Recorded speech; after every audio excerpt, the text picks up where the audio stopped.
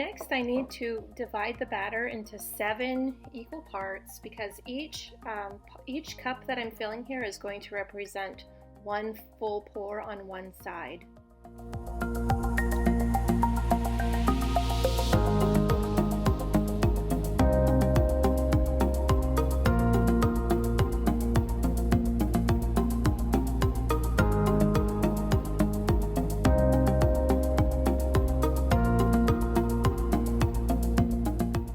So each of these cups I'm going to be dividing into 4 equal parts. I'm going to be alternating colors, so 2 of these will be colored in black, 2 of them I will keep white.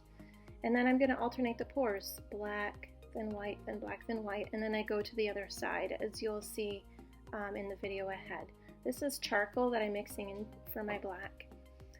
I'd mix the charcoal in olive oil, so it's kind of pasty. Now I've tilted up my mold on the pliers, so there's a slight tilt, and I begin my pour.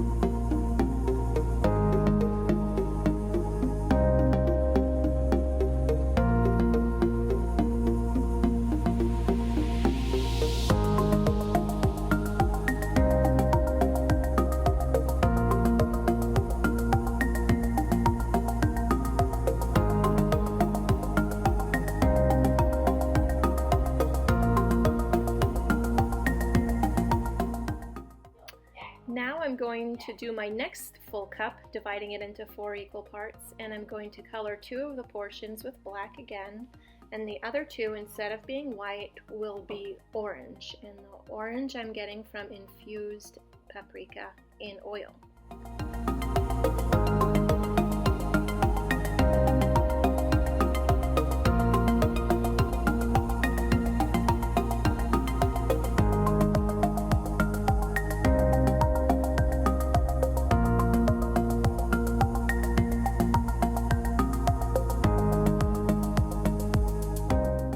Now I'm going to switch the tilt to the other side and then pour from the opposite side.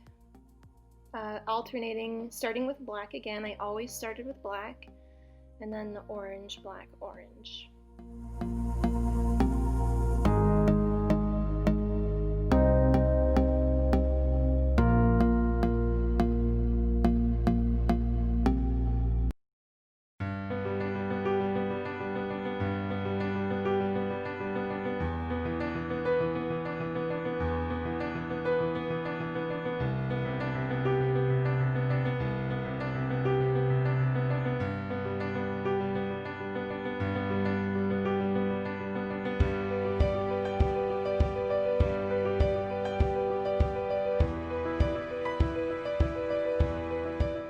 So I switch sides again for the pliers, giving it the opposite tilt, and I'm going to divide 1 full cup into the 4 equal cups again.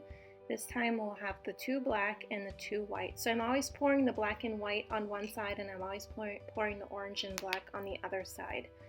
And I'll just continue to do this until all 7 cups are used up. And I'm going to go ahead and put this in a faster speed so I don't bore you with all the details.